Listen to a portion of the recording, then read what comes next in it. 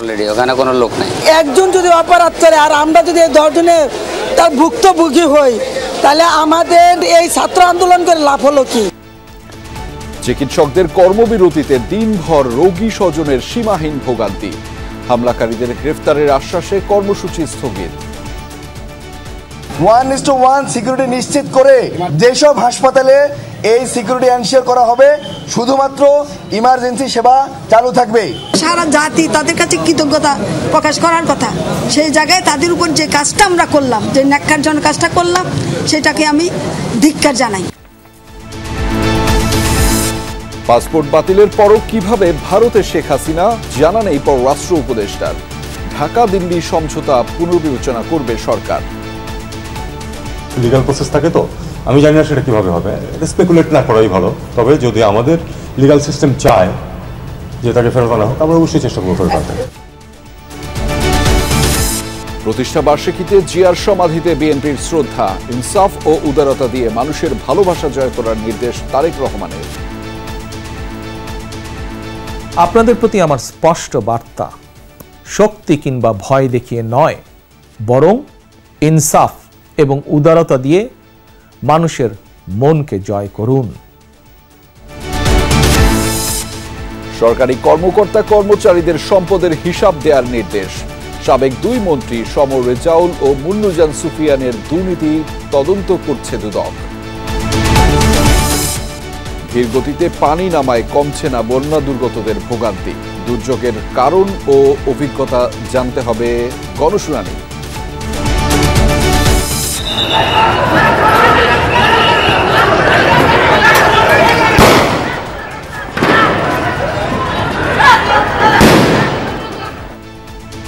চারটি গুলি খেয়েও অলৌকিকভাবে বেঁচে গিয়েছিলেন বগুড়ার শিক্ষার্থী জেরিন। অভিভাবকের শাসন উপেক্ষা করে নেমেছিলেন আন্দোলনে।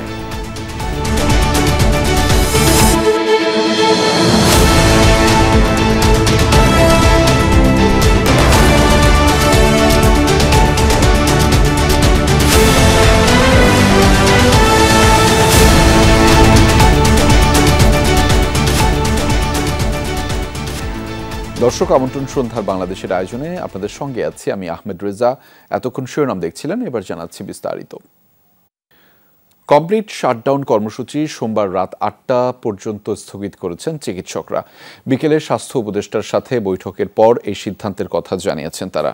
ঢাকা মেডিকেল কলেজ হাসপাতালে চিকিৎসকদের সাথে দীর্ঘ সময় বৈঠক করেন স্বাস্থ্য উপদেষ্টা নূরজাহান বেগম। 24 ঘন্টার মধ্যে অপরাধীদের গ্রেফতারের আশ্বাস দেন স্বাস্থ্য উপদেষ্টা। বলেন, ডাক্তারদের নিরাপত্তা নিশ্চিত করা হবে। শনিবার বিকেলের হামলাকে ন্যাক্কারজনক বলেও জানিয়েছেন উপদেষ্টা। আরও জানান, চিকিৎসকদের সুরক্ষার জন্য যা যা দরকার সবই করা হবে। তবে আন্দোলনকারী চিকিৎসকরা উপদেষ্টার আশ্বাস প্রত্যাখ্যান করেন। দাবি জানান, যত চিকিৎসক তত নিরাপত্তা কর্মী না দিলে তারা জরুরি সেবায় ফিরবেন না। আর 7 দিনের মধ্যে চিকিৎসক সুরক্ষা আইন না করলে রুটিন ওয়ার্কেও ফিরবেন না বলে হুঁশিয়ারি দেন চিকিৎসকরা।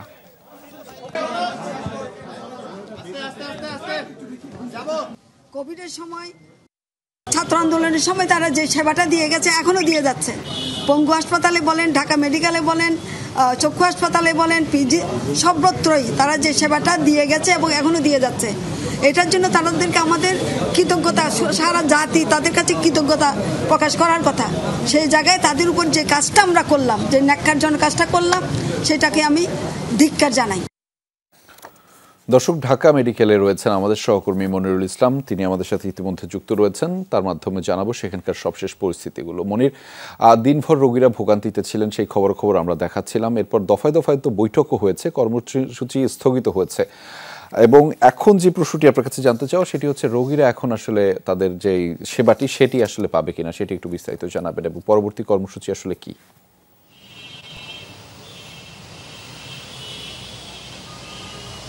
যে সেটা আসলে রেজাব, এটাই জানার বিষয় যে রোগীরা তাদের স্বাভাবিক এবং শতভাগ চিকিৎসাটা পাবে কিনা। আজকে সন্ধ্যাবেলায় বা একটু আগে 6টার পর থেকে এই প্রক্রিয়াটি শুরু হলো এবং বিকেল থেকে স্বাস্থ্য উপদেষ্টা বৈষম্য বিরোধী ছাত্র আন্দোলনের বিভিন্ন সমন্বয়কদের নিয়ে, আন্দোলনকারী চিকিৎসকদের নিয়ে, ঢাকা মেডিকেল কলেজ হাসপাতালের পরিচালক, তারপরে ঢাকা মেডিকেল কলেজের প্রিন্সিপালদের নিয়ে, সবাইকে নিয়ে বিভিন্ন পক্ষীয় আসলে একটা মিটিং হয়েছে এবং সেখানে একটা উত্তপ্ত বাক্য বিনিময় হয়েছে ঘণ্টা দেড়েক ধরে। এরপরে স্বাস্থ্য উপদেষ্টা এই যে যারা গত রাতে চিকিৎসকরা যারা আহত হয়েছেন 2 থেকে 3 জন, তারা কেবিনে ভর্তি আছেন, তাদেরকে দেখতে গিয়েছিলেন উপদেষ্টা সেখান থেকে বেরিয়ে একটা ঘোষণা দিয়েছেন স্বাস্থ্য উপদেষ্টা নুরজাহান বেগম এবং ঢাকা মেডিকেলের পরিচালক ব্রিগেডিয়ার জেনারেল আসাদুজ্জামান।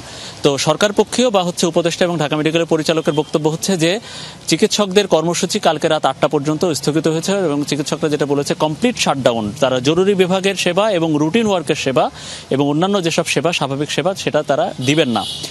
এই সিদ্ধান্ত কমপ্লিট শাটডাউনের কর্মসূচি স্থগিত হয়েছে। সেটা পরবর্তীতে আমরা দেখলাম স্বাস্থ্য উপদেষ্টা এবং পরিচালকরা চলে যাওয়ার পরে যারা আন্দোলনকারী চিকিৎসকরা আছেন বা বিভিন্ন আবাসিক চিকিৎসক পর্যায়ের বিভিন্ন চিকিৎসকরা আছেন এবং ইন্টার্ন চিকিৎসকরা আছেন, তারা আবার উত্তপ্ত বাক্য বিনিময় বা সেরকম চড়াও একটা ভাব নিয়ে তারা গণমাধ্যমের সামনে আসেন। তারা এসে বলেছেন যে না, এই সরকারের এই রকম বক্তব্য তারা মানেন না এবং তাদের যে কমপ্লিট শাটডাউনের যে কর্মসূচি সেটা তারা স্থগিত করেননি।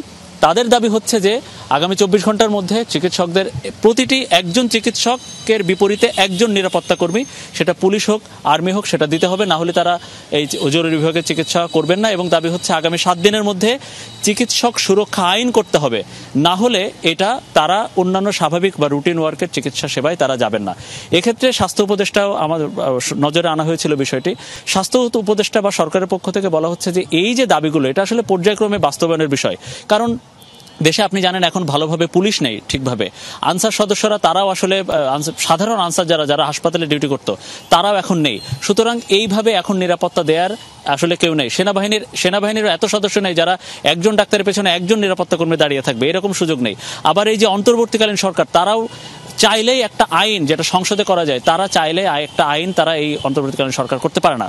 সুতরাং এই যে চিকিৎসকরা যেটা একদিন 24 ঘন্টার মধ্যে 7 দিনের মধ্যে যেসব দাবি, এটা আসলে মানা যাচ্ছে না। সুতরাং এই যে চিকিৎসা রোগীরা পাবেন কিনা শতভাগ, এটা নিয়ে এখনো প্রশ্ন থেকেই যাচ্ছে। আন্দোলন এখনো ঠিকভাবে স্থগিত কিন্তু আসলে হয়নি। রেজা, সেই খবরের বিস্তারিত আপনার মাধ্যমে জানছিলাম। ধন্যবাদ মনির আমাদের সাথে যুক্ত হওয়ার জন্য। এর আগে সকালে সব ধরনের সেবা দেয়া বন্ধ করে দেন ঢাকা মেডিকেলের চিকিৎসকরা। স্বাস্থ্য সুরক্ষা আইন বাস্তবায়ন সহ 4 দফা দাবিতে ঘোষণা করেন কমপ্লিট শাটডাউনের, যাতে সাড়া দিয়ে দেশের বিভিন্ন জায়গায় চিকিৎসকরা কর্মবিরতিতে চলে যান। এতে সীমাহীন ভোগান্তিতে পড়েন রোগী ও স্বজনরা। শনিবার ঢাকা মেডিকেলে ঘটে পরপর 3টি অনাকাঙ্ক্ষিত ঘটনা, যার জেরে উত্তপ্ত হয়ে ওঠে ঢাকা মেডিকেল কলেজ হাসপাতালের জরুরি বিভাগ। চিকিৎসায় অবহেলার অভিযোগ তুলে ধরে শিক্ষার্থীদের 50 থেকে 60 জনের একটি দল হাসপাতালে ঢুকে চিকিৎসকদের পেটানো সহ চালায় ভাঙচুর। হাসপাতাল কর্তৃপক্ষ নিরাপত্তা দিতে না পারায় 24 ঘন্টার আলটিমেটাম দেয় চিকিৎসকরা। এরই প্রেক্ষিতে সকাল 8টা থেকে ঢাকা মেডিকেলের ইমার্জেন্সি সহ সকল বিভাগের কার্যক্রম বন্ধ করে দেন চিকিৎসকরা। এতে ভোগান্তিতে পড়েন রোগীরা। দূর দূরান্ত থেকে আসা রোগীদের ফিরে যেতে হয় চিকিৎসা না পেয়ে। হাসপাতালের আঙিনে আইসা চিকিৎসা না পায়, দুঃখ করা ছাড়া কার কাছে প্রশ্ন করবো, কে উত্তর দিবে? তালা মারা, ইমার্জেন্সি তালা মারা অলরেডি, ওখানে কোনো লোক নাই। যাদের সাথে হয়েছে তখন তাদের সাথে ব্যবস্থা নিত, কিন্তু এখন যারা বিগত দিনগুলিতে ভর্তি আছে তাদের কি হবে? একজন যদি অপরাধ করে আর আমরা যদি 10 জনে তার ভুক্তভোগী হই, তাহলে আমাদের এই ছাত্র আন্দোলন করে লাভ হলো কি? অনেককে আবার চিকিৎসার জন্য মেঝেতেও অপেক্ষা করতে দেখা যায়। দাঁত রক্ত পড়তেছে আর দাঁড়াতেই পারতেছে না, অনেক অবস্থা অনেক খারাপ। আমি বারবার বলছি যে আমার রোগীর অবস্থা বেশি ভালো না, আপনারা দেখেন। ওরা বলতেছে না, সম্ভব না। আইসা দেখছি ইমার্জেন্সি বন্ধ, ডাক্তাররাই নেই, কেউ নাই। তাহলে চিকিৎসা যদি করতে না পারে, যদি বাইচান্স কিছু হয়ে যায়, তাহলে সেই দায়িত্ব কে নেবে? সকাল 11:15টার দিকে চিকিৎসকদের সাথে বৈঠকে বসেন ঢাকা মেডিকেল কলেজ হাসপাতালের পরিচালক ব্রিগেডিয়ার জেনারেল মোহাম্মদ আসাদুজ্জামান। প্রায় 1 ঘন্টার বৈঠক শেষে চিকিৎসকরা তাদের দাবি তুলে ধরেন। সবাই খারাপ ছিল তা না, কিন্তু বেশিরভাগই খুব এগ্রেসিভ ছিল। নিরাপত্তা দিতে ব্যর্থ হওয়ায় চিকিৎসকরা সারা দেশে কমপ্লিট শাটডাউনের ঘোষণা দেয়। তুলে ধরেন 4 দফা দাবি। সরকারি হাসপাতাল, বেসরকারি হাসপাতাল, প্রাইভেট চেম্বার, অপারেশন সমস্ত শাটডাউন যাবে। এর ব্যর্থতার দায়ভার আমাদের চিকিৎসকদের উপরে না গিয়ে সমস্ত প্রশাসনের উপরে যাবে। হাসপাতালের পরিচালক রোগীদের জন্য জরুরি বিভাগের সেবা চালুর অনুরোধ করলেও প্রত্যাখ্যান করে বাকবিতণ্ডায় জড়ায় চিকিৎসকরা। জরুরি রোগী আছে, আইসিইউ, এইচডিইউতে অনেক ভর্তি রোগী থাকে, প্লাস ইমার্জেন্সি সার্ভিসগুলো যেন রোগীরা এটার জন্য এফেক্টেড না হয়। আমরা 24 ঘন্টার আলটিমেটামের আগে দুর্বৃত্তকারীদের গ্রেফতারের আশ্বাস দেন ঢামেক পরিচালক। আরও কিভাবে স্ট্রেনথেন করা যায় সেভাবে আমরা দেখছি। আমাকে অথরিটি বলেছেন তাদেরকে অ্যারেস্ট করা হবে। আপনারা যে 24 ঘন্টা সময় দিয়েছিলেন গতকাল আজকে রাত 8টা পর্যন্ত, তার মধ্যে ইনশাল্লাহ অ্যারেস্ট হবে। এদিকে দুপুর 2টা থেকে ঢাকা মেডিকেলের চিকিৎসকরা গণজমায়েত শুরু করে। লামিয়া তিথি, যমুনা নিউজ, ঢাকা। পাসপোর্ট বাতিল হওয়ায় সাবেক প্রধানমন্ত্রী শেখ হাসিনা ভারতে কি স্ট্যাটাসে আছেন তা জানে না পররাষ্ট্র মন্ত্রণালয়। উপদেষ্টা তৌহিদ হোসেন বলেছেন, আইনি প্রক্রিয়ায় তাকে দেশে ফেরানোর প্রয়োজন হলে মন্ত্রণালয় সেই উদ্যোগ নেবে। সম্প্রতি ভারতের সাথে সই হওয়া রেল করিডোর সহ অন্যান্য সমঝোতা স্মারকে দেশের স্বার্থ রক্ষা হয়েছে কিনা তা পর্যালোচনা করার কথাও জানিয়েছেন তৌহিদ হোসেন। বাংলাদেশে থাকা ভারতের ভীতির মধ্যে থাকলেও তা দ্রুতই কেটে যাবে বলে আশাবাদী পররাষ্ট্র উপদেষ্টার। 5 আগস্ট ছাত্র জনতার গণঅভ্যুত্থানে দেশ ছাড়েন সাবেক প্রধানমন্ত্রী শেখ হাসিনা। তারপর থেকে তার অবস্থান দিল্লিতে। তার কয়েকদিন পরেই সাবেক প্রধানমন্ত্রীর অফিসিয়াল পাসপোর্ট বাতিল করে অন্তর্বর্তীকালীন সরকার। তাহলে কোন স্ট্যাটাসে দিল্লিতে থাকছেন শেখ হাসিনা? পাসপোর্ট বাতিল হলে তো উনি কিভাবে আসবেন? না, রেড পাসপোর্ট তো সকল বাতিল হয়েছে। হ্যাঁ, অটোমেটিক্যালি। তাহলে ওনার এবং এটা আপনারা ভারতীয় থেকে জিজ্ঞেস করেন যে কি স্ট্যাটাস তাদের। এরই মধ্যে হত্যাসহ শতাধিক মামলা হয়েছে সাবেক প্রধানমন্ত্রীর বিরুদ্ধে। সেসব মামলায় বিচারের জন্য তাকে দেশে ফেরানো হবে কিনা জানতে চান সাংবাদিকরা। চাইলে দিতে পারার কথা, কিন্তু সেটা কিন্তু আবার লিগাল প্রসেস থাকে, তো আমি জানি না সেটা কিভাবে হবে। এটা স্পেকুলেট না করাই ভালো। তবে যদি আমাদের লিগাল সিস্টেম চায় যে তাকে ফেরত আনা হোক, আমরা অবশ্যই চেষ্টা করবো ফেরত আনতে। সবশেষ ভারত সফরে বাংলাদেশের মধ্য দিয়ে ভারতের রেল চলাচল সহ বেশ কিছু সমঝোতা স্মারক সই করে শেখ হাসিনার সরকার। ঢাকা দিল্লি সেসব সমঝোতা স্মারকের ভবিষ্যৎ নিয়েও কথা বলেন তৌহিদ হোসেন। এমওইউ কিন্তু চূড়ান্ত চুক্তি না, কাজে এটা তো আমাদের স্বার্থ ঠিকমতো রক্ষিত হয়েছে কিনা এটা আমরা দেখতেই পারি, এবং সেই অনুযায়ী স্বার্থ রক্ষা করে যেগুলো চুক্তি করার সময় সেটা আমরা করব। বাংলাদেশে থাকা ভারতীয় নাগরিকদের নিরাপত্তা নিয়েও কথা বলেন উপদেষ্টা। এক ধরনের ভীতির মধ্যে আছেন বরং বলে, আতঙ্ক না বলি, এটাকে আতঙ্কটা খুব বেশি শক্ত শব্দ হয়ে যায়। সেই ভীতি থেকে আমার মনে হয় তারা একসময় বেরিয়ে আসতে পারবেন, সেটা পরিস্থিতির নিরিখেই বিচার হবে। জাতিসংঘ সাধারণ পরিষদে প্রধান উপদেষ্টা ডক্টর মোহাম্মদ ইউনুস নিউ ইয়র্কে যাচ্ছেন বলে নিশ্চিত করেন পররাষ্ট্র উপদেষ্টা। সংক্ষিপ্ত এই সফরে সংস্থাটির সাথে বাংলাদেশের 50 বছর পূর্তির আয়োজনেও থাকবেন তিনি। ওয়াশিংটনে গেলেও বেশ কিছু কাজ হতে পারত, কিন্তু দীর্ঘদিনের জন্য উনি যাবেন না, অল্প সময় খুব তাড়াতাড়ি নিউ ইয়র্ক থেকে ফিরে আসবেন। মাহফুজ মিশু, যমুনা নিউজ, ঢাকা। আওয়ামী লীগ সরকার দেশে বাকশাল কায়েম করেছিল আর বিএনপি বহুদলীয় গণতন্ত্র ফিরিয়ে এনেছে, এমন মন্তব্য করেছেন বিএনপি মহাসচিব মির্জা ফখরুল ইসলাম আলমগীর। দলের প্রতিষ্ঠা বার্ষিকীতে জিয়াউর রহমানের সমাধিতে শ্রদ্ধা জানিয়ে তিনি বলেন, সব চ্যালেঞ্জ মোকাবেলা করে গণতন্ত্র ও মুক্তবাজার অর্থনীতি প্রতিষ্ঠা করবে বিএনপি। 5 আগস্ট পট পরিবর্তনের পর বিএনপির 46তম প্রতিষ্ঠাবার্ষিকী। শেরেবাংলা নগরে দলের প্রতিষ্ঠাতা প্রয়াত রাষ্ট্রপতি জিয়াউর রহমানের সমাধিতে শ্রদ্ধা জানাতে নেতাকর্মীদের ভিড়। স্লোগানে মুখর নেতাকর্মীরা সমাধি প্রাঙ্গণ ছাড়িয়ে লেক রোড পর্যন্ত বিস্তৃত পুরো উদ্যান এলাকা পরিণত হয়েছে জনারণ্যে। দলের শীর্ষ নেতাদের নিয়ে শ্রদ্ধা জানান বিএনপি মহাসচিব। এ সময় তিনি বলেন, আওয়ামী লীগ বাকশাল করেছে আর বিএনপি বহুদলীয় গণতন্ত্র প্রতিষ্ঠা করেছে। যে কোনো বাধাই আসুক, সব চ্যালেঞ্জকে মোকাবেলা করে বাংলাদেশে গণতন্ত্র সুপ্রতিষ্ঠা করা, মুক্তবাজার অর্থনীতিকে প্রতিষ্ঠা করা, সমৃদ্ধ বাংলাদেশে পরিণত করার জন্য আমরা কাজ করে যাব। বিএনপির যা কিছু অর্জন সবই দেশের গণতন্ত্রের ইতিহাসের বড় অর্জন বলেও মন্তব্য করেন দলের মহাসচিব।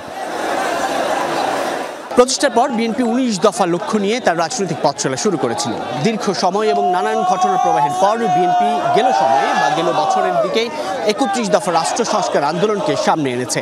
দলটি বলছে, সুষ্ঠু নির্বাচনের মধ্য দিয়ে ক্ষমতার পট পরিবর্তন ঘটলে তারা আগামীতে সে 31 দফা রাষ্ট্র সংস্কার দাবিকে বা লক্ষ্যকেই সামনে রেখে তাদের রাজনৈতিক কর্মকাণ্ড পরিচালনা করবেন। এদিকে বাদজোহর নয়াপল্টনে দলের কেন্দ্রীয় কার্যালয়ের সামনে মিলাদ ও দোয়া মাহফিলে যোগ দেন নেতারা। তারা বলেন, গেল 15 বছর ধরে হত্যা, গুম, নির্যাতন মোকাবেলা করে বিএনপি গণতন্ত্রের লড়াই অব্যাহত রেখেছিল। 9 দিনের ফসল, এটা যারা 9 দিন আন্দোলন করেছেন তারা বলতে পারবেন, তাদের যে অধিকারটা আছে। অনেকে বলতে যাচ্ছে যে বিএনপি কোনো অবদানই নাই। আরে ভাই, বিএনপি কি 17টা বছর রাস্তায় প্যারেড করছে খামাখাই? এখানে ছাত্রদের পাশে যেই জনতা ছিল সেই জনতা হলো বিএনপির একটা অংশ। অন্তর্বর্তী সরকারকে প্রয়োজনীয় সংস্কারে সময় দিতে হবে বলে মন্তব্য করেন মির্জা ফখরুল। জাতীয়তাবাদের যে কৃতিত্ব, সেই কৃতিত্বকে নস্যাৎ করার চেষ্টা চলছে। আমাদের এই সংগ্রাম অবশ্যই চলবে গণতন্ত্র পুরোপুরি প্রতিষ্ঠিত না হওয়া পর্যন্ত। যে জঞ্জাল আওয়ামী লীগ দিয়ে গেছে, সেই জঞ্জালগুলোকে কিছুদিন সাফ করতে হবে, সময় লাগবে। ভয়াবহ বন্যার কারণে দলের ভারপ্রাপ্ত চেয়ারম্যানের নির্দেশে 5 দিনের কর্মসূচি একদিনে সীমিত আকারে পালন করেছে বিএনপি। প্রতিষ্ঠা বার্ষিকী উপলক্ষে তোমার শাহী দরবার হাত উঠাইলাম। সাইফুদ্দিন রবিন, যমুনা নিউজ, ঢাকা। শক্তি কিংবা ভয় দেখিয়ে নয়, ইনসাফ ও উদারতা দিয়ে মানুষের মন জয় করার আহ্বান জানিয়েছেন বিএনপির ভারপ্রাপ্ত চেয়ারম্যান তারেক রহমান।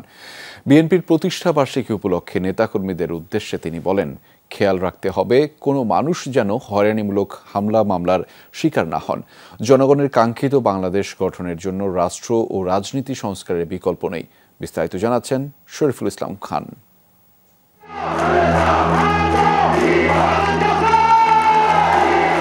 পরিবর্তিত এক পরিস্থিতিতে ৪৬তম প্রতিষ্ঠাবার্ষিকী উদযাপন করছে বাংলাদেশ জাতীয়তাবাদী দল বিএনপি। প্রায় ৫০ বছরের পথ চলাই সংকট, সম্ভাবনা আর নানা ঘাত প্রতিঘাত মোকাবেলা করেছে দলটি। আলোচনা করে গণতন্ত্র আনি, কারো বিরুদ্ধে আমাদের কোনো রাগ, ক্ষোভ, দুঃখ নেই। গত ১৭ বছর মামলা, হামলা আর চরম পুলিশি নির্যাতন, নিপীড়ন সহ্য করতে হয়েছে নেতাকর্মীদের। প্রতিহিংসার শিকার হয়ে মোকাবেলা করতে হয়েছে গুম খুনের মতো ভয়াবহ পরিস্থিতি। ভারপ্রাপ্ত চেয়ারম্যান বলছেন, প্রতিশোধ নয়, বরং আইনের শাসনের মধ্য দিয়ে গড়তে হবে সাম্যের বাংলাদেশ। শত নির্যাতন, নিপীড়ন, হামলা, মামলা, হয়রানির শিকার হয়েও আপনারা জাতীয়তাবাদের আদর্শ বিচ্যুত হননি। আপনাদের প্রতি আমার একান্ত অনুরোধ, অতীতে নির্যাতনের শিকার হওয়ার কারণে আপনারা কেউ দয়া করে প্রতিশোধ পরায়ণ হবেন না। খেয়াল রাখবেন, কেউ যেন হয়রানিমূলক মামলা হামলার শিকার না হন। ১৯৭৮ সালে বিএনপি গঠন করেন সাবেক রাষ্ট্রপতি জিয়াউর রহমান। দলটিকে সারা বাংলাদেশের পথে প্রান্তরে ঘুরে ঘুরে জনপ্রিয় করেছেন চেয়ারপারসন খালেদা জিয়া। আর সবশেষ সংকটে সিনিয়রদের সঙ্গে পরামর্শ করে দল চালিয়েছেন ভারপ্রাপ্ত চেয়ারম্যান তারেক রহমান। প্রতিষ্ঠা বার্ষিকীর বার্তায় তিনি বলেন, সবার আগে নিশ্চিত করতে হবে দেশের স্বার্থ। আপনাদের প্রতি আমার স্পষ্ট বার্তা, শক্তি কিংবা ভয় দেখিয়ে নয়, বরং ইনসাফ এবং উদারতা দিয়ে মানুষের মনকে জয় করুন, জনগণের ভালোবাসা অর্জন করুন। জনগণ বিএনপিকে বিশ্বাস করে, বিএনপিও জনগণকে বিশ্বাস করে, কারণ জনগণই বিএনপির সকল রাজনৈতিক ক্ষমতার উৎস। কয়েক বছর আগে রাষ্ট্র ও রাজনীতি সংস্কারে ৩১ দফা রূপরেখা দিয়েছিল বিএনপি, যেখানে সকল দলমতের মানুষকে নিয়ে একটি অন্তর্ভুক্তিমূলক, বৈষম্যহীন, সম্প্রীতিমূলক সমাজ গঠনে নির্বাচনকালীন নিরপেক্ষ সরকার ব্যবস্থা প্রবর্তনের কথা বলা হয়েছে। এবারও ভারপ্রাপ্ত চেয়ারম্যানের কণ্ঠে রাষ্ট্র সংস্কারের সেই উচ্চারণ। আমাদের দল বিএনপি মনে করে, জনগণের কাঙ্ক্ষিত বাংলাদেশ গঠনের জন্য রাষ্ট্র ও রাজনীতি সংস্কারের বিকল্প নেই। দীর্ঘমেয়াদী রাষ্ট্র সংস্কার কার্যক্রমগুলো জনগণের প্রত্যক্ষ ভোটে নির্বাচিত সরকারের মাধ্যমে হলে সেটি বেশি কার্যকর বলে জনগণ বিশ্বাস করে এবং গণতান্ত্রিক বিশ্বেও এটি স্বীকৃত। রাজনীতি, অর্থনীতি থেকে শুরু করে রাষ্ট্র পরিচালনার বিভিন্ন ইস্যুতে কথা বলেন ভারপ্রাপ্ত চেয়ারম্যান। বলেন, ছাত্র জনতার অভ্যুত্থান ভুলণ্ঠিত করতে এখনো তৎপর স্বৈরাচারের দোসররা। শরীফুল ইসলাম খান, যমুনা নিউজ, ঢাকা। সব সরকারি কর্মচারীকে সম্পদের হিসাব জমা দিতে হবে। সন্ধ্যায় জনপ্রশাসন মন্ত্রণালয় থেকে এ সংক্রান্ত আদেশ জারি হয়েছে। সন্ধ্যায় জনপ্রশাসন মন্ত্রণালয় থেকে এ সংক্রান্ত আদেশ জারি হয়েছে। সিনিয়র সচিব মোখলেসুর রহমান স্বাক্ষরিত এক প্রেস বিজ্ঞপ্তিতে এই তথ্য নিশ্চিত করা হয়। চাকরিজীবীদের এই হিসাব কিভাবে জমা দিতে হবে সে সংক্রান্ত বিস্তারিত নির্দেশনা প্রকাশ করা হবে বলে জানা গেছে। দেশে এখন সরকারি কর্মচারীর সংখ্যা 15 লাখেরও মতো। 1979 সাল থেকে নিয়ম করা হয় প্রতি 5 বছর পর পর সরকারি চাকরিজীবীরা সম্পদের হিসাব জমা দেবেন। তবে এটা প্রতিফলন হচ্ছিল না। বিগত সরকারের আমলে সরকারি চাকরিজীবীদের দুর্নীতির খবর প্রকাশিত হয়। 25 আগস্ট জাতির উদ্দেশ্যে ভাষণে প্রধান উপদেষ্টা বলেছিলেন, সরকারি চাকরিজীবীদের সম্পদের হিসেব জমা দিতে হবে নিয়মিতভাবে। সাবেক মন্ত্রী সম রেজাউল করিম ও প্রতিমন্ত্রী মুন্নুজান সুফিয়ান সহ 5 জনের বিরুদ্ধে অনুসন্ধান শুরু করেছে দুর্নীতি দমন কমিশন দুদক। রোববার এই তথ্য জানিয়েছে দুদক সচিব খুরশেদা ইয়াসমিন। তিনি বলেন, তাদের বিরুদ্ধে টেন্ডার বাণিজ্য, সরকারি অর্থ আত্মসাৎ, নিয়োগ বাণিজ্য সহ নানা অনিয়ম ও দুর্নীতির মাধ্যমে অবৈধ সম্পদ অর্জনের প্রাথমিক সত্যতা মিলেছে। জানিয়েছেন, সাবেক মন্ত্রী সম রেজাউল করিমের বিরুদ্ধে ক্ষমতার অপব্যবহারের অভিযোগ রয়েছে। নানা অনিয়ম ও দুর্নীতির মাধ্যমে অবৈধ সম্পদ অর্জন করেছিলেন তিনি। নিজে নামে বেনামে বরিশালের নাজিরপুর, পিরোজপুর ও ঢাকার বিভিন্ন স্থানে স্থাবর অস্থাবর সম্পদ অর্জন করেছেন। সাবেক প্রতিমন্ত্রী মুন্নুজান সুফিয়ান শ্রমিক কল্যাণ ফাউন্ডেশন হতে আত্মীয় স্বজনকে শ্রমিক সাজিয়ে কোটি কোটি টাকা আত্মসাৎ করেন। এছাড়া নামে বেনামে বিপুল জ্ঞাত আয় বহির্ভূত সম্পদ অর্জন করার অভিযোগ রয়েছে তার বিরুদ্ধে।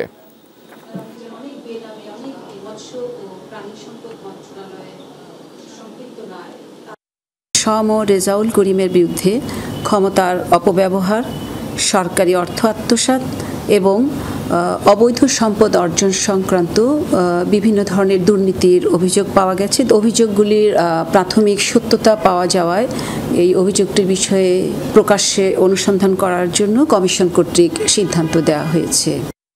আওয়ামী লীগকে নিষিদ্ধ ও নিবন্ধন বাতিল চেয়ে করা রিট সরাসরি খারিজ করেছেন হাইকোর্ট। বিচারপতি AKM আসাদুজ্জামান ও বিচারপতি মোহাম্মদ মাহবুবুল ইসলামের হাইকোর্ট বেঞ্চ আজ এই আদেশ দিয়েছেন।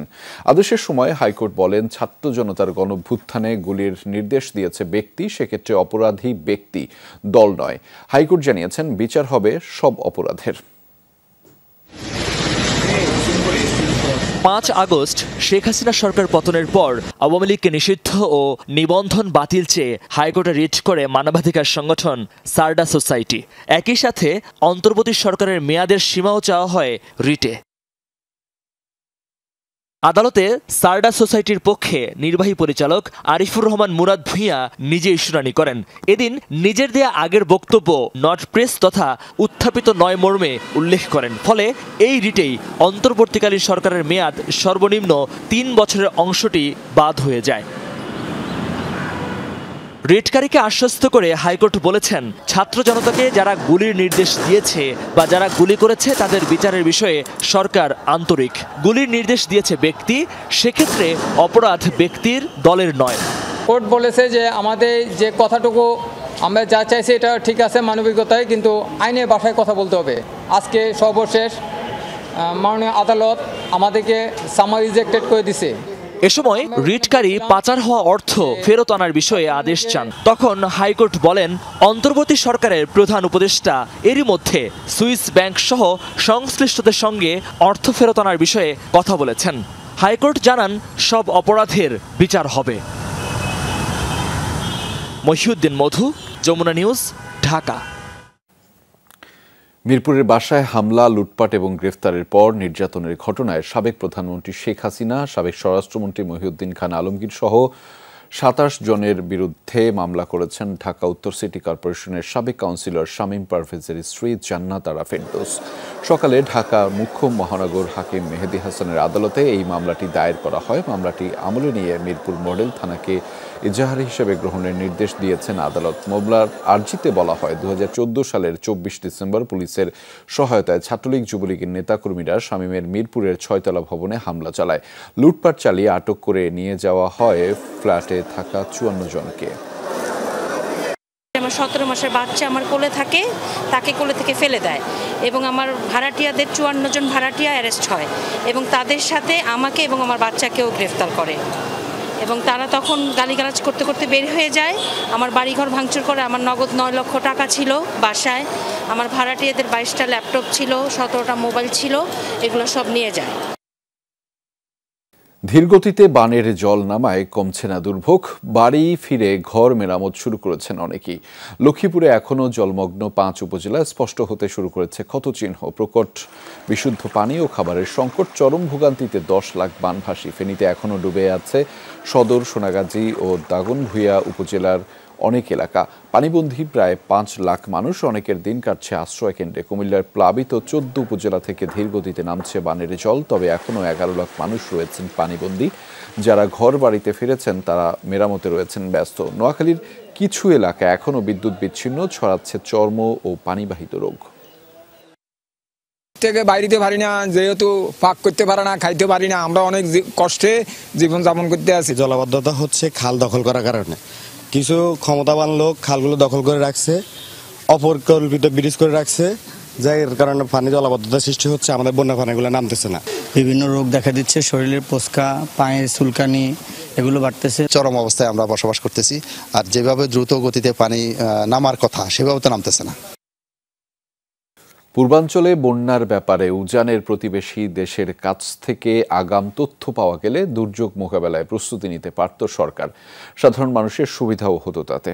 দুপুরে সচিবালয়ে সাংবাদিকদের সাথে আলাপকালে এই মন্তব্য করেছেন পানি সম্পদ উপদেষ্টা সৈয়দা রিজওয়ানা হাসান। তিনি জানিয়েছেন, সাম্প্রতিক বন্যার কারণ খতিয়ে দেখতে ও ভবিষ্যতে এমন পরিস্থিতি মোকাবেলায় গণশুনানি করা হবে। সকালে সচিবালয়ে পরিবেশ, বন ও জলবায়ু পরিবর্তন এবং পানি সম্পদ উপদেষ্টার সাথে সৌজন্য সাক্ষাৎ করেন ইউএনডিপির প্রতিনিধি ও ফ্রান্সের রাষ্ট্রদূত। পরিবেশ সংক্রান্ত কাজে সরকারকে সমর্থন ও সহযোগিতার আশ্বাস দেন অতিথিরা। এরপর রিজওয়ানা হাসান কথা বলেন সাংবাদিকদের সাথে। পূর্বাঞ্চলে বন্যার বিষয়ে উজানের দেশগুলো থেকে তথ্য প্রাপ্তিতে ঘাটতি ছিল বলে জানান তিনি। আমাদের সাথে দুটো দেশের চুক্তি আছে যে তারা আমাদেরকে কয়টা পয়েন্টে জানাবে। এবার যে বন্যাটা হয়েছে ওইগুলো সেই পয়েন্টের মধ্যে ছিল না। এখন প্রশ্ন হচ্ছে যে সেই পয়েন্টের মধ্যে না থাকলে কি জানানো যেত না? মানে আমরা তো গুড নেইবারলিনেস বলে একটা কথা আছে, জানমালের ক্ষতি হয়তো কমাতে পারতাম যদি আমরা আগাম একটু পূর্বাভাস পেতাম।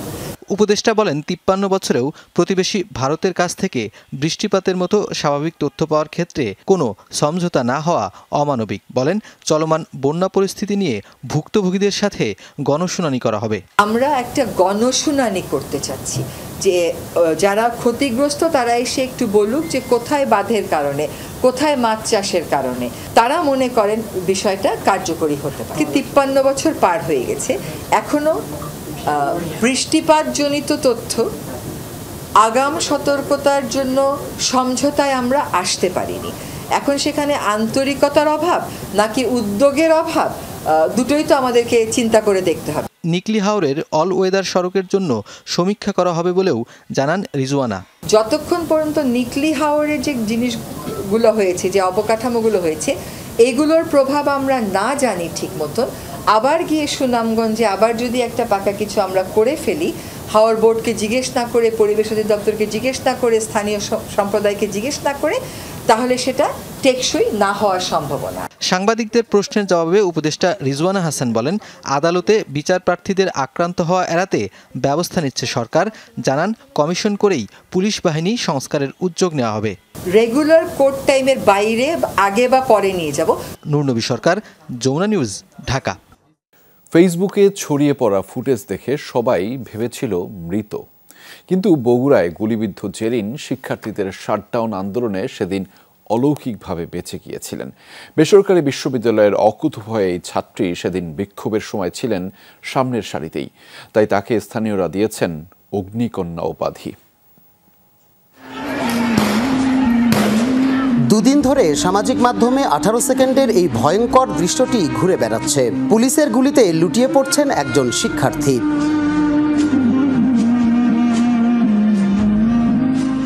ভিডিওটি ভাইরালের পর ঘটনাস্থল এবং ঘটনার শিকার শিক্ষার্থীর ব্যাপারে জানতে অনুসন্ধানে নামে যমুনা টেলিভিশন। অনুসন্ধানে নিশ্চিত হওয়া যায় ঘটনাটি বগুড়া শহরের প্রাণকেন্দ্র সাতমাথা বীরশ্রেষ্ঠ স্কয়ার এলাকার। গত 18 জুলাই বৈষম্য বিরোধী আন্দোলন চলাকালে গুলিবিদ্ধ হন ঢাকার শান্ত মারিয়াম বিশ্ববিদ্যালয়ের 2য় বর্ষের শিক্ষার্থী নুসরাত জাহান জেরিন। সবাই মৃত বললেও সেদিন ভাগ্যগুণে বেঁচে যান এই তরুণী।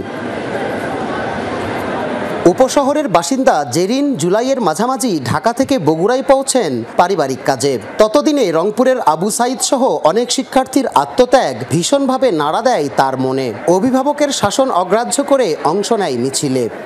যারা রাস্তায় ছিল, মাঠে ছিল, প্রত্যেকটা মানুষ এটা অনুভব করতে পারবে যে ওই মুহূর্তে নিজের মাথায় বা শরীরে রক্ত কীভাবে টকবক করতে থাকে। পুলিশের বাধা, টিয়ারসেল আর রাবার বুলেট উপেক্ষা করে তিনি সহ শিক্ষার্থীরা সাতমাথায় অবস্থান নিলেও পুলিশের মাত্রাতিরিক্ত বল প্রয়োগে ছত্রভঙ্গ হন তারা। এ সময় পায়ে ও কোমরে রাবার বুলেট বিদ্ধ হলে আহত জেরিন একাই বীরশ্রেষ্ঠ স্কয়ারের পাশে সড়কের ওপর বসে পড়েন। আমি ভাবছি যে না, আমি কোনোভাবেই ফেরত যাব না। ফেরত গেলে আসলে হয়তো আর কখনো স্বাভাবিকভাবে বাঁচতে পারবো না, কারণ যেই জালিম, যেই রাক্ষস ঘাড়ে চেপে বসেছে, এগুলো অনেক কিছু মাথার মধ্যে তখন কাজ করছে। সাতমাথায় এক পর্যায়ে বসে পড়ি। জেরিন জানান, যে দৃশ্যটি ভাইরাল হয়েছে সেটি রক্তক্ষরণে দুর্বল হয়ে পড়ার পরের সময়টা। পরে সহপাঠীরা তাকে হাসপাতালে নিয়ে যান। একদম কিডনির পাশে যে পরপর দুটা বুলেট যেখানে ছিল, ওটা ছড়াগুলি বলে না কি বলে, মাফ করবেন আমার জানা নেই। ওইটার পরে মানে আমার আগে পায়ে যেগুলো লেগেছে বা যেগুলো ঢিল আসলে শরীরে লেগেছে, ততক্ষণ পর্যন্ত আমি ঠিক ছিলাম, কিন্তু ওই মুহূর্তে আমার সব শক্তি প্রায় শেষ হয়ে আসে।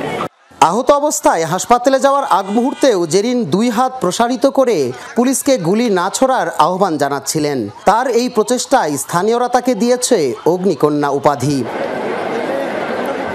মেহেরুল সুজন, যমুনা নিউজ, বগুড়া। শোনো, খুব ভালো রং দিবা যেন বহুদিন টিকে। রোদ বৃষ্টি ঝড়ে এই অবস্থা না হয়। রেইনবো ওয়েদার কেয়ার আছে না?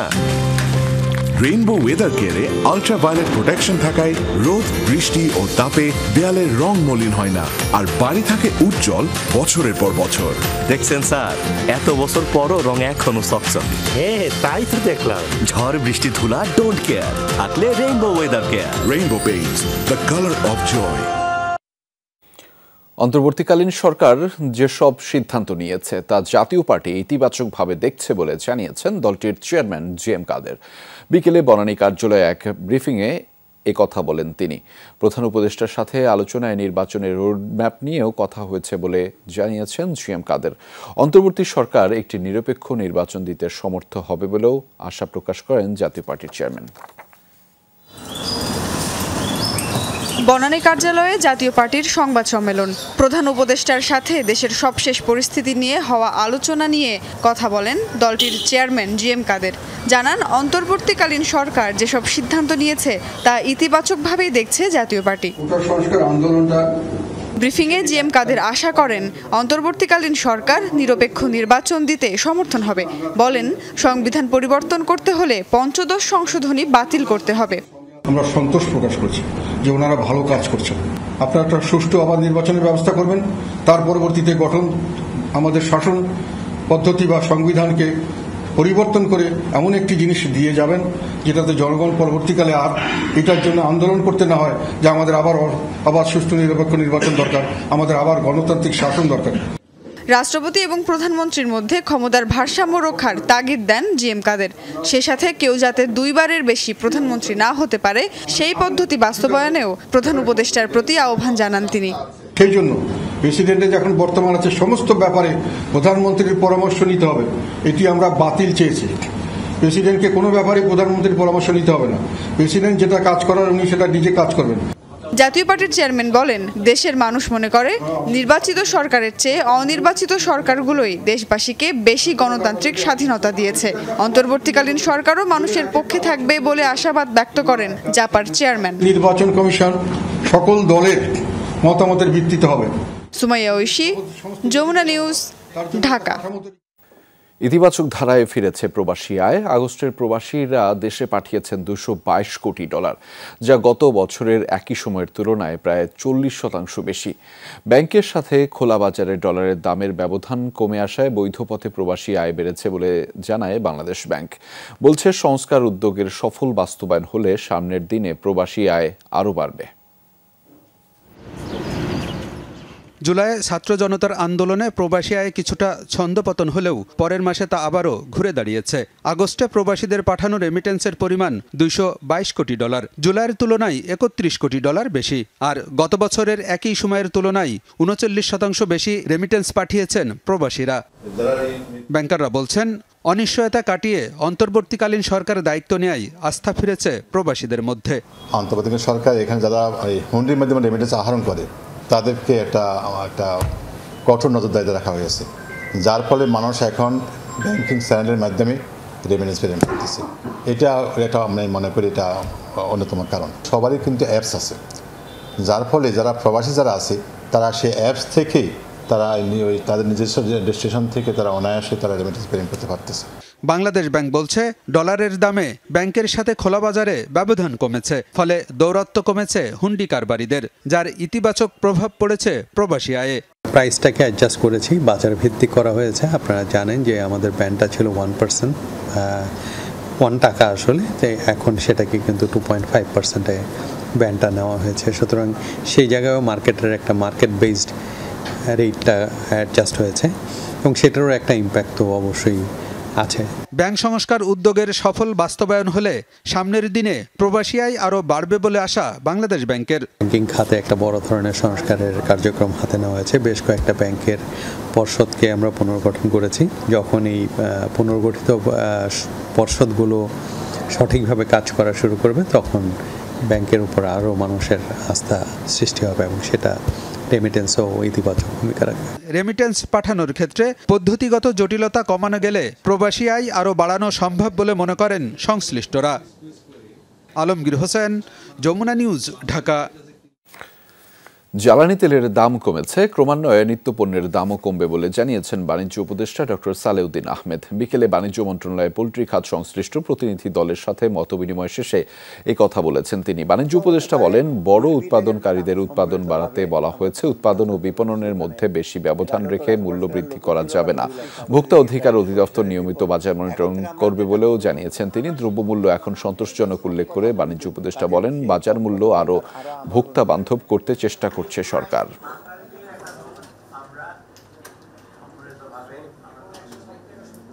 তেলের দাম কমিয়ে দিয়েছে, তো আমরা বলছি তেলের দাম কমলে আপনার ট্রান্সপোর্ট কস্ট কমবে, অর্থাৎ জিনিসপত্র রিফ্লেক্ট করে। বাংলাদেশের ওই টেন্ডেন্সি উপরের দিকে ওঠে আর নিচের দিকে নামে না, সেই এটা চলবে না, নামতে হবে। দর্শক, এই ছিল আজকের সন্ধ্যার বাংলাদেশের আয়োজনে। এতক্ষণ আমাদের সাথে থাকার জন্য সবাইকে ধন্যবাদ।